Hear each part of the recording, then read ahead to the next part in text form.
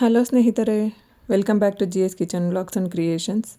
ಸ್ನೇಹಿತರೆ, ಯಾರೆಲ್ಲ ಹೊಸದಾಗಿ ನಾನು ಹಾಕುವಂಥ ವೀಡಿಯೋಸ್ನ ನೋಡ್ತಾ ಇರ್ತೀರಾ, ದಯವಿಟ್ಟು ಸಬ್ಸ್ಕ್ರೈಬ್ ಮಾಡ್ಕೊಂಡಿಲ್ಲ ಅಂದರೆ ಸಬ್ಸ್ಕ್ರೈಬ್ ಮಾಡಿಕೊಂಡು ವೀಡಿಯೋನ ನೋಡಿ ಅಂತ ನಾನು ಕೇಳ್ಕೊತೀನಿ. ಹಾಗೆಯೇ ಇವತ್ತಿನ ಒಂದು ಬೇಬಿ ಕುಚ್ಚನ್ನು ಮಾಡ್ಕೊಳ್ಳೋದಕ್ಕೆ 77 ಥ್ರೆಡ್ನ ತೊಗೊಂಡಿದ್ದೀನಿ. ಮತ್ತು ಕುಚ್ಚು ಹಾಕೊಳ್ಳೋದಕ್ಕೆ ಈಸಿ ಆಗಲಿ ಅಂತ ಹೇಳಿ ಕ್ರೋಶ ಕಡ್ಡಿಯಿಂದ ಒಂದು ಹೋಲ್ನ ಮಾಡಿಕೊಂಡು ಅದಾದಮೇಲೆ ನಾನಿಲ್ಲಿ ಕುಚ್ಚನ್ನು ರೆಡಿ ಮಾಡ್ಕೋತಾ ಇದ್ದೀನಿ.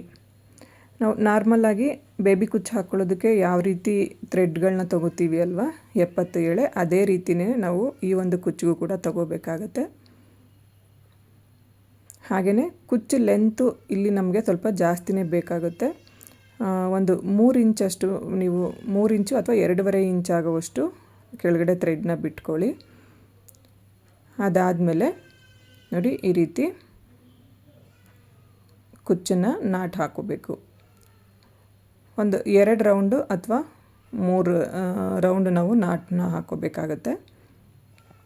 ಇಲ್ಲಿ ನಾನು 3 ಟೈಮ್ಸ್ ಈ ರೀತಿ ನಾಟ್ ಅಥವಾ ಲಾಕ್ನ ಮಾಡ್ಕೋತೀನಿ.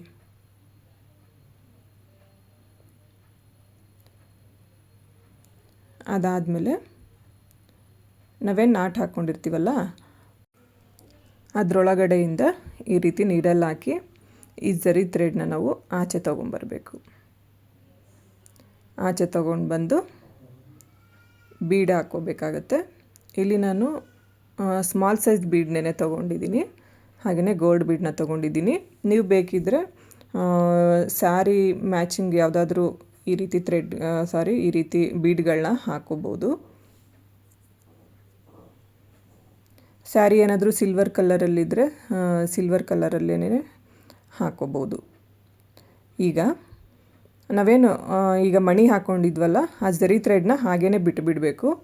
ಈಗ ನೆಕ್ಸ್ಟ್ ಇನ್ನೊಂದು ನೀಡಲ್ಗೆ ನಾನು ಜರಿ ಥ್ರೆಡ್ನ ಹಾಕಿ ತೊಗೊಂಡಿದ್ದೀನಿ.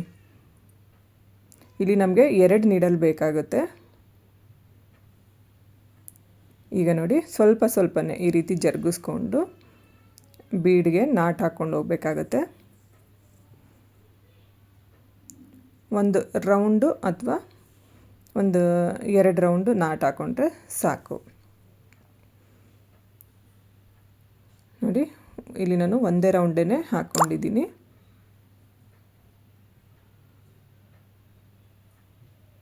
ಈಗ ಕೆಳಗಡೆ ಇನ್ನೊಂದು ಬೀಡ್ ಏನು ಹಾಕ್ಕೊಂಡಿರ್ತೀವಲ್ಲ ಅದನ್ನು ಸ್ವಲ್ಪ ಮೇಲೆ ತಗೋಬೇಕು. ನೆಕ್ಸ್ಟ್ ಅದಕ್ಕೂ ಕೂಡ ನಾವು ಈ ರೀತಿ ಒಂದು ನಾಟನ್ನ ಹಾಕೋಬೇಕು. ನನಗೆ ಈ ಮೊದಲನೇ ಕುಚ್ಚನ್ನು ಮಾಡ್ಕೋಬೇಕಾದ್ರೆ ನಾಟನ್ನು ಇನ್ನೂ ಕ್ಲಿಯರಾಗಿ ಯಾವ ರೀತಿ ಹಾಕ್ಕೋಬೇಕು ಅಂತ ಅಷ್ಟು ಗೊತ್ತಾಗಿಲ್ಲ ಸ್ನೇಹಿತರೆ. ಸೊ 2ನೇ ಕುಚ್ಚನ್ನು ಹಾಕಬೇಕಾದ್ರೆ ತುಂಬಾ ನೀಟಾಗಿ ಪರ್ಫೆಕ್ಟಾಗಿ ಯಾವ ರೀತಿ ನಾಟ್ ಹಾಕೋದನ್ನ ಅಂತನ ಹೇಳ್ಕೊಟ್ಟಿದ್ದೀನಿ. ನಿಮಗೆ ಯಾವುದು ಈಸಿ ಅನಿಸುತ್ತೋ ಅದು ಹಾಕ್ಕೊಳ್ಳಿ ಅಂತಂದು ಹೇಳ್ಬಿಟ್ಟು ಈ ನಾಟನ್ನು ಕೂಡ ನಾನು ಹಾಗೆಯೇ ತೋರಿಸ್ತಾ ಇದ್ದೀನಿ. ಅಂದರೆ ನಾನು ಫಸ್ಟ್ನೇದು ಯಾವ ರೀತಿ ಮಾಡಿಕೊಂಡೆ ಅಂತ. ಬಟ್ ನನಗೆ ನಾನು ಸೆಕೆಂಡ್ ಟೈಮ್ ಮಾಡಿದ್ದಂಥ ಕುಚ್ಚಲ್ಲಿ ಯಾವ ರೀತಿ ಹಾಕ್ಕೊಂಡೆ ಅಲ್ವ ಅದು ತುಂಬಾ ಇಷ್ಟ ಆಯಿತು. ಯಾಕಂದರೆ ಈ ಒಂದು ಬೇಬಿ ಕುಚ್ಚಲ್ಲಿ ನಮಗೆ ಮೇಯ್ನ್ ಇರೋದೇ ನಾಟ್ ಹಾಕ್ಕೊಳ್ಳೋ ಅಂಥದ್ದು ಒಂದು. ಯಾಕಂದರೆ 4 ಬೀಡ್ ಹಾಕ್ಕೊಂಡಿರ್ತೀವಲ್ಲ ಆ 4 ಬೀಡ್ಗೂ ಚೆನ್ನಾಗಿ ಕಾಣಿಸೋ ಥರ ಯಾವ ರೀತಿ ನಾವು ಸ್ಟೆಪ್ ಬೈ ಸ್ಟೆಪ್ಪು ಈ ಗಂಟುಗಳನ್ನ ಹಾಕ್ಕೊಂಬರ್ತೀವಿ ಅದೇ ಮೇಯ್ನ್ ಇರೋದು ಈ ಕುಚ್ಚಲ್ಲಿ. ಸೊ ಹಾಗಾಗಿ ನಾನು ಸೆಕೆಂಡ್ ಒನ್ ಕೂಡ ತೋರಿಸ್ತೀನಿ ಕುಚ್ಚು, ಅದನ್ನು ಎಲ್ಲೂ ಸ್ಕಿಪ್ ಮಾಡಿದೆ, ಕರೆಕ್ಟಾಗಿ ನೋಡ್ಕೊಳ್ಳಿ. ಯಾಕಂದರೆ ತುಂಬ ಬಿಡಿಯಾಗಿ ತುಂಬಾ ಚೆನ್ನಾಗಿ ಬಂತು ಅದು. ಹಾಗಾಗಿ ನಾನು ಇದನ್ನು ಹೇಳ್ತಾ ಇದ್ದೀನಿ. ನೋಡಿ, ಲಾಸ್ಟಲ್ಲೂ ಕೂಡ ಒಂದು 2 ಟೈಮ್ಸ್ ಅಥವಾ 3 ಟೈಮ್ಸ್ ನಾಟ್ ಹಾಕ್ಕೊಂಬಿಟ್ಟು ಈ ರೀತಿ ಕುಚ್ಚಿ ಹಿಂದೆಗಡೆಯಿಂದ ಥ್ರೆಡ್ನ ತಂದು ಕಟ್ ಮಾಡ್ಕೋಬೇಕಾಗತ್ತೆ. ಈಗ ಕೆಳಗಡೆ ಒಂದು ಜರಿ ಥ್ರೆಡ್ ಹಾಗೇ ಇದೆ, ಮತ್ತು ಮೇಲ್ಗಡೆ ಕೂಡ ಒಂದು ಜರಿ ಥ್ರೆಡ್ ನೀಡಲ್ ಹಾಗೇ ಇದೆ. ಎಲ್ಲ ಒಟ್ಟಿಗೆ ಸೇರಿ ನಾವು ಕುಚ್ಚು ಎಷ್ಟುದ್ದ ಬೇಕೋ ಅಷ್ಟುದ್ದ ಬಿಟ್ಕೊಂಡು ನೋಡಿ ಈ ರೀತಿ ಕಟ್ ಮಾಡ್ಕೋಬೇಕಾಗತ್ತೆ. ಸ್ನೇಹಿತರೆ, ಈ ಸ್ಯಾರಿ ಕುಚ್ಚಂತೂ ನಿಜವಾಗ್ಲೂ ಹೇಳ್ತೀನಿ ತುಂಬ ಅಂದರೆ ತುಂಬಾ ಚೆನ್ನಾಗಿ ಕಾಣಿಸುತ್ತೆ. ಒಂದು ಸರಿ ಸೀರೆಗಳಿಗೆ ಹಾಕಿ ನೋಡಿ, ತುಂಬಾ ನೀಟಾಗಿ ಫಿನಿಶಿಂಗ್ ಬರುತ್ತೆ ಮತ್ತು ನೋಡೋದಕ್ಕೂ ಅಷ್ಟೇ ತುಂಬಾ ಚೆನ್ನಾಗಿ ಕಾಣಿಸ್ತಾ ಇರುತ್ತೆ. ಇಲ್ಲಿ ನಾನು 1 ಇಂಚಲ್ಲ ಸ್ನೇಹಿತರೆ, 1/4 ಇಂಚಿಗೆ ಒಂದು ಕುಚ್ಚನ್ನು ಮಾಡ್ಕೊಂಡಿದ್ದೀನಿ. ಇಷ್ಟು ಗ್ಯಾಪ್ ಬಿಟ್ಕೊಂಡು ನಾವು ನೆಕ್ಸ್ಟ್ ಇನ್ನೊಂದು ಕುಚ್ಚು ಮಾಡಿಕೊಂಡಾಗ ತುಂಬಾ ಪರ್ಫೆಕ್ಟಾಗಿರುತ್ತೆ, ಜಾಸ್ತಿ ಗ್ಯಾಪು ಬರೋದಿಲ್ಲ ಮತ್ತು ತುಂಬ ಒತ್ತಾಗಿದೆ ಅಂತಲೂ ಕೂಡ ಅನಿಸೋದಿಲ್ಲ. ಒಂದ್ರ ಪಕ್ಕ ಒಂದು ಕುಚ್ಚು ಹಾಗೆಯೇ ನೀಟಾಗಿ ಕಾಣಿಸ್ತಾ ಹೋಗುತ್ತೆ. ಈಗ ನಾನಿಲ್ಲಿ 2ನೇ ಕುಚ್ಚನ್ನು ಹಾಕಿ ತೋರಿಸ್ತಾ ಇದ್ದೀನಿ ನೋಡಿ. ಅದನ್ನು ಕೂಡ ಅಷ್ಟೇ, ಪಕ್ಕದಲ್ಲಿ ನಾವು ಕುಚ್ಚು ಎಷ್ಟು ಲೆಂತಲ್ಲಿ ಬಿಟ್ಕೊಂಡಿರ್ತೀವಲ್ವ ಅದಕ್ಕಿಂತ ಇನ್ನೊಂದು ಸ್ವಲ್ಪ ಉದ್ದ ಇದ್ದರೆ ಸಾಕು. ಯಾಕಂದರೆ ಸ್ವಲ್ಪ ನಾಟುಗಳೆಲ್ಲ ಹಾಕ್ಕೋಬೇಕಾದ್ರೆ ಇನ್ನೊಂಚೂರು ಕಮ್ಮಿ ಆಗ್ಬೋದು. ಹಾಗಾಗಿ ಒಂದು ಪಾಯಿಂಟಷ್ಟು ಉದ್ದ ಬಿಟ್ಕೊಂಡ್ರೆ ಅಷ್ಟೇ ಸಾಕು. ಈಗ ಮಾಮೂಲಿ ಝರಿ ಥ್ರೆಡ್ಡಲ್ಲಿ ನಾವು ಬೇಬಿ ಕುಚ್ಚುಗಳನ್ನೆಲ್ಲ ಯಾವ ರೀತಿ ನಾಟ್ ಹಾಕೋತೀವೋ ಅದೇ ರೀತಿಯೇ ಇಲ್ಲೂ ಕೂಡ ಮಾಡ್ಕೋಬೇಕಾಗುತ್ತೆ. ಒಂದು 2 ಟೈಮ್ಸ್ ಅಥವಾ 3 ಟೈಮ್ಸ್ ಹಾಕ್ಕೊಳ್ಳಿ. ನಾನು ಯಾವಾಗಲೂ ಸಾಮಾನ್ಯವಾಗಿ ಕುಚ್ಚುಗಳಿಗೆ ಇದೇ ರೀತಿಯೇ ನಾಟ್ ಹಾಕ್ಕೊಳ್ಳೋದು. ಆಲ್ರೆಡಿ ಡೈಲಿ ನೋಡೋರಿಗೆ ಗೊತ್ತಾಗಿರುತ್ತೆ ನಾನು ಯಾವ ರೀತಿ ಹಾಕೋತೀನಿ ಅಂತ. ಸೊ ಅದೇ ರೀತಿಯೇ ಹಾಕ್ಕೊಳ್ಳಿ.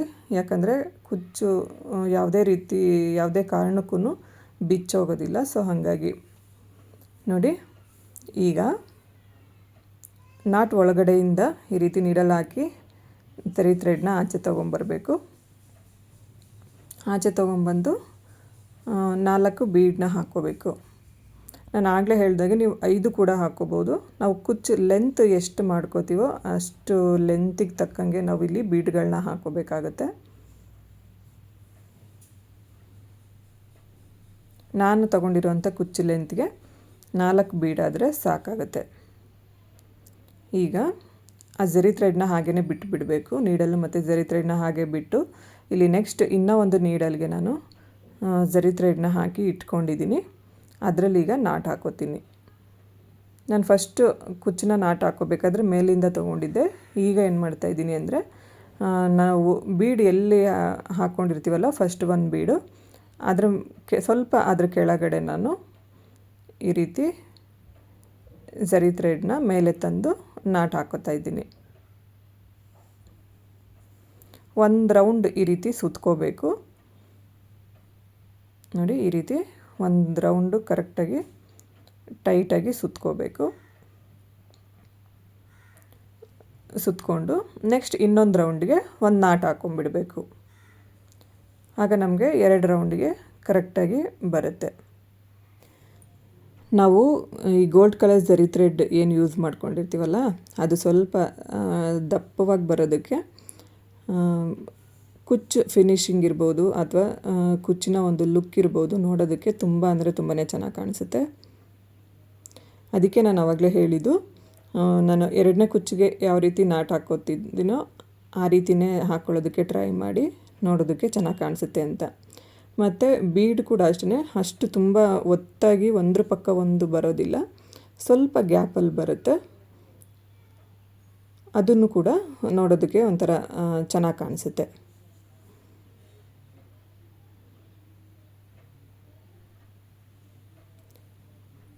ಇದೇ ಥರ ನಾವು ಇನ್ನು ಕೆಳಗಡೆ 2 ಬೀಡ್ ಏನಿದೆ ಅಲ್ವಾ, ಆ 2 ಬೀಡ್ಗೂ ನಾಟನ್ನು ಹಾಕ್ಕೋಬೇಕಾಗುತ್ತೆ. ಫಸ್ಟು ಒಂದು ರೌಂಡ್ ಸುತ್ಕೋಬೇಕು. ಅದಾದಮೇಲೆ ಇನ್ನೊಂದು ರೌಂಡ್ಗೆ ನಾವು ಕುಚ್ಚನ್ನು ನಾಟ್ ಹಾಕ್ಕೋಬೇಕು. ಆದಷ್ಟು ಈ ರೀತಿ ಮಧ್ಯದಲ್ಲೇ ಥ್ರೆಡ್ನ ತೊಗೊಂಡು ಬಂದು ನಾಟ್ ಹಾಕ್ಕೊಳ್ಳೋದಕ್ಕೆ ಟ್ರೈ ಮಾಡಿ ಸ್ನೇಹಿತರೆ. ನಾನು ಆಗಲೇ ಹೇಳಿದಾಗೆ ಈ ಕುಚ್ಚಿಗೆ ನಮಗೆ ಒಳ್ಳೆ ಫಿನಿಶಿಂಗ್ ಇರ್ಬೋದು ಅಥವಾ ಚೆನ್ನಾಗಿ ನೋಡೋದಕ್ಕೆ ಚೆನ್ನಾಗಿ ಕಾಣಿಸುತ್ತೆ ಅಂತ ಅನಿಸೋದಿರ್ಬೋದು ಈ ನಾಟ್ಗಳಿಂದನೇ. ಸೊ ಅದಕ್ಕೆ ನಾನು ಅದನ್ನು ಒತ್ತಿ ಹೇಳ್ತಾ ಇದ್ದೀನಿ.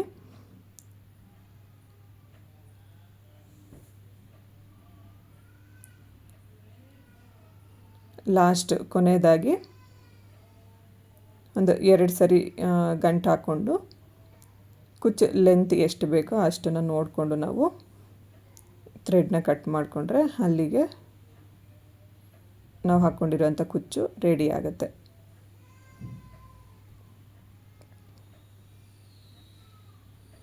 ಇದೇ ಥರ ಸ್ನೇಹಿತರೆ ನಾವು ಫುಲ್ ಸ್ಯಾರಿನ ಕಂಟಿನ್ಯೂ ಮಾಡ್ಕೊಂಡು ಹೋಗಬೇಕಾಗುತ್ತೆ. ನಾನು ಆಗಲೇ ಹೇಳಿದಾಗೆ ಕುಚ್ಚಿಂದ ಕುಚ್ಚಿಗೆ 1/4 ಇಂಚಷ್ಟು ಜಾಗನ ಬಿಟ್ಕೊಳ್ಳಿ. ಅಥವಾ ಇನ್ನೂ ನಮಗೆ ಹತ್ರ ಬೇಕು ಅಂತ ನಿಮ್ಗೇನಾದರೂ ಅನಿಸಿದ್ರೆ 1 ಇಂಚ್ಗೆ ಒಂದಾದ್ರೂ ಮಾಡ್ಕೋಬೋದು. ಈಗ ಮೊದಲನೇ ಕುಚ್ಚು ಯಾವ ಲೆಂತಲ್ಲಿರುತ್ತೋ ಅದೇ ಲೆಂತ್ಗೆ ನಾವು ಇದನ್ನು ಕೂಡ ನೋಡಿಕೊಂಡು ಕಟ್ ಮಾಡ್ಕೋಬೇಕಾಗತ್ತೆ. ಈಗ ನಿಮಗೆ ಗೊತ್ತಾಗ್ತಾ ಇರ್ಬೋದು 2 ಕುಚ್ಚಿಗೂ ಯಾವ ರೀತಿ ಡಿಫ್ರೆನ್ಸ್ ಇದೆ ಅಂತ. ನಾನು 2ನೇ ಕುಚ್ಚು ಹಾಕ್ಕೊಂಡಿರೋದು ಫಸ್ಟ್ನೇ ಕುಚ್ಚಿಗಿಂತ ಸ್ವಲ್ಪ ಫಿನಿಶಿಂಗ್ ತುಂಬಾ ನೀಟಾಗಿ ಬಂದಿದೆ. ಸೊ ಇದೇ ಥರ ನೀವು ಕೂಡ ನಾಟ್ ಹಾಕೋದಕ್ಕೆ ಟ್ರೈ ಮಾಡಿ. ಹಾಗೆಯೇ ಯಾವಾಗಲೂ ಒಂದೇ ರೀತಿ ನಾರ್ಮಲ್ ಬೇಬಿ ಕುಚ್ಚು ಹಾಕ್ಕೊಳ್ಳೋದಕ್ಕಿಂತ ಒಂದೊಂದು ಸಾರಿ ಈ ರೀತಿ ಡಿಫ್ರೆಂಟಾಗಿ ಟ್ರೈ ಮಾಡಿ, ನೋಡೋದಕ್ಕೂ ಕೂಡ ತುಂಬಾ ಚೆನ್ನಾಗಿ ಕಾಣಿಸ್ತಾ ಇರುತ್ತೆ. ಸ್ನೇಹಿತರೆ, ಇಲ್ಲಿಗೆ ಈ ವಿಡಿಯೋನ ಮುಗಿಸ್ತಾ ಇದ್ದೀನಿ. ವಿಡಿಯೋ ಇಷ್ಟ ಆಗಿದರೆ ಒಂದು ಲೈಕ್ ಮಾಡಿ, ಶೇರ್ ಮಾಡಿ, ಕಮೆಂಟ್ ಮಾಡಿ, ಹಾಗೆ ನನ್ನ ಚಾನಲ್ನ ಸಬ್ಸ್ಕ್ರೈಬ್ ಮಾಡ್ಕೊಳ್ಳಿ. ನನಗೆ ಯಾವಾಗಲೂ ಹೀಗೇ ಸಪೋರ್ಟ್ ಮಾಡ್ತಾಯಿರಿ ಅಂತ ನಾನು ಕೇಳ್ಕೊತೀನಿ. ಸರ್ವೇ ಜನ ಸುಖಿನೋ ಭವಂತು. Thanks for watching.